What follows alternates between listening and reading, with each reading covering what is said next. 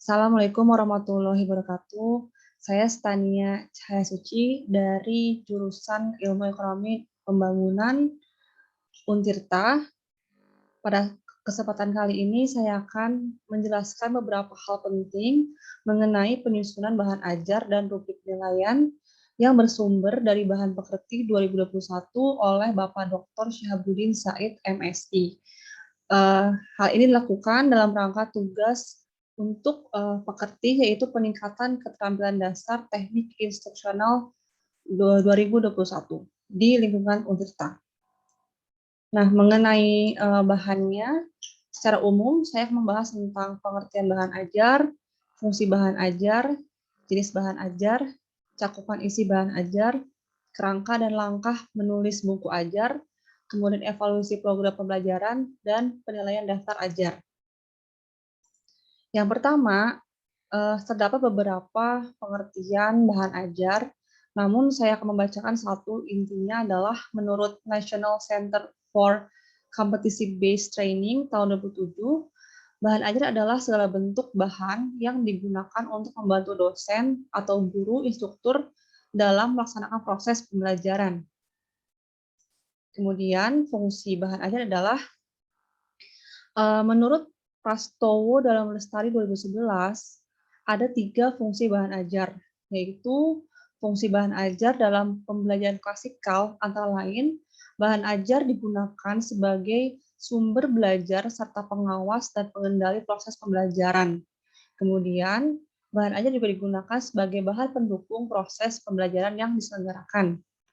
Dilihat dari pembelajaran individual, fungsi bahan ajar adalah sebagai media utama dalam proses pembelajaran, kemudian sebagai alat yang digunakan untuk menyusun dan mengawasi proses peserta didik dalam memperoleh informasi. Dan yang terakhir adalah sebagai penunjang media pembelajaran individual lainnya. Kemudian yang terakhir dari fungsi bahan ajar dalam pembelajaran kelompok antara lain sebagai bahan yang terintegrasi dengan proses belajar kelompok dengan cara memberikan informasi tentang latar belakang materi, kemudian informasi tentang peran orang-orang yang terlibat dalam pembelajaran kelompok, serta petunjuk tentang proses pembelajaran kelompoknya sendiri. Kemudian sebagai bahan pendukung, bahan belajar utama, dan apabila dirancang sedemikian rupa, maka dapat meningkatkan motivasi belajar peserta didik. Kemudian secara garis besar dan kelompok besar, bahan ajar itu dapat dibagi menjadi 2, yaitu jenis bahan ajar yang cetak yang terdiri dari modul, buku, handout, dan lembar kerja. Kemudian bahan ajar non cetak yang terdiri dari bahan ajar yang dikembangkan dari barang sederhana seperti video, audio, atau overhead transparansi. Kemudian bahan ajar minimal harus mencakup 3 hal ini, yaitu yang pertama pengetahuan, keterampilan, nilai, atau sikap. Dari hal pengetahuan, bahan ajar harus merangkum dan memperlihatkan fakta. Fakta-fakta ini harus mudah dilihat dengan menyebutkan nama, berapa jumlah halaman, dan bagian-bagiannya.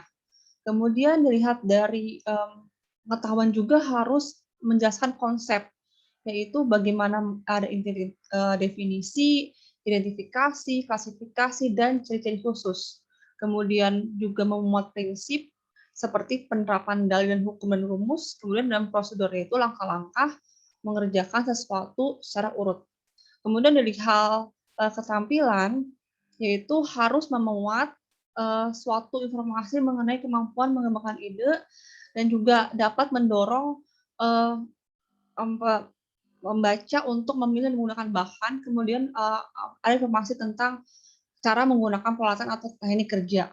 Kemudian bahan ajar juga harus mencakup sikap, yaitu ada nilai kebersamaan, nilai kejujuran, nilai kasih sayang, tolong menolong, dan lain-lain.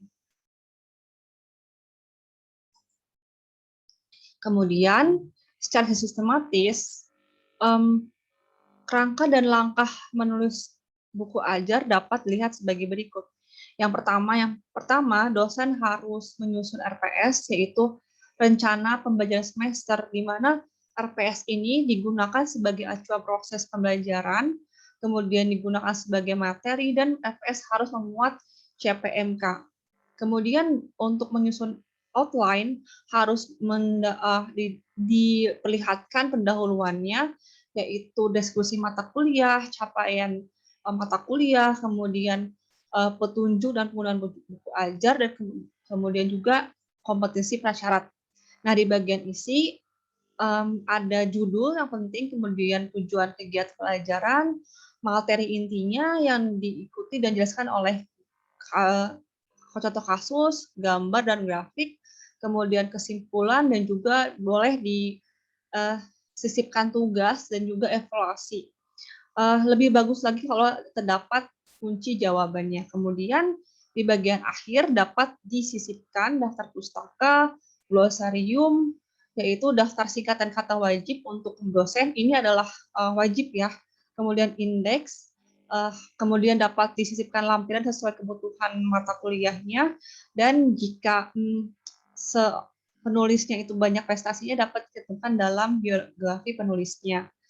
Nah, kemudian perlengkapan buku ajar di luar hal-hal bagian isi dan bagian akhir dan pendahuluan itu harus mencakup covernya yang menarik, kemudian lembar persembahannya untuk siapa dipersembahkan, misalnya untuk istri atau suami atau anak-anak putus cinta seperti itu, kemudian kata pengantar dan daftar isi. Nah, kemudian setelah kita melakukan pembelajaran, kita membuat buku ajar, lebih baik jika dalam proses pembelajaran itu dilakukan evaluasi program pembelajaran.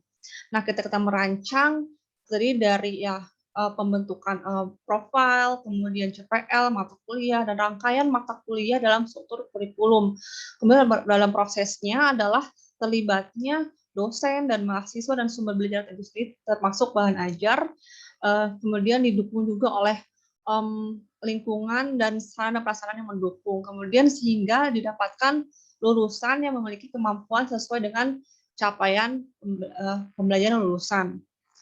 Kemudian evaluasi ini dapat juga dilihat dari beberapa hal penting, terutama tadi kita bahas sebenarnya adalah bahan ajarnya, yaitu yang pertama bagaimana evaluasi untuk penyajian materinya, kemudian apakah mudah untuk dibaca atau keterbacaannya, kemudian bagaimana teks atau wacana, kemudian gambar dan ilustrasinya, dan bagaimana kebahasaannya, apakah sesuai dengan kaidah Indonesia yang bahasa yang baik dan benar. Kemudian ini adalah contoh lembar evaluasi penilaian bahan ajar di mana kita harus mengisi tentang jenis bahan ajar cetaknya, kemudian judulnya apa. Nah, ini ada beberapa variabel yang kita lihat, bahwa ada variabel yang dinilai dari sisi kecermatan isi, kemudian ketepatan cakupan isi, kemudian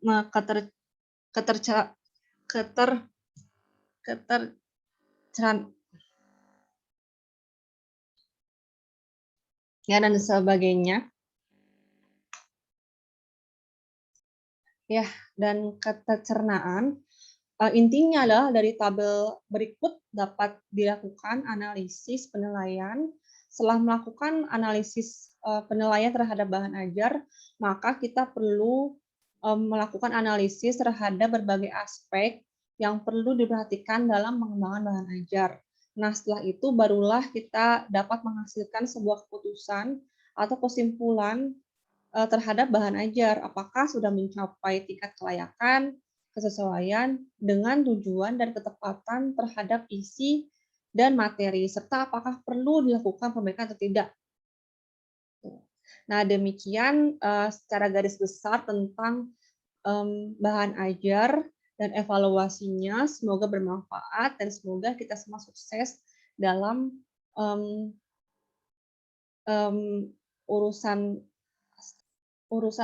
belajar dan mengajar. Semoga siapapun yang melihat video ini dapat mengaplikasikan dan sukses untuk membuat bahan ajar untuk kedepannya. Terima kasih.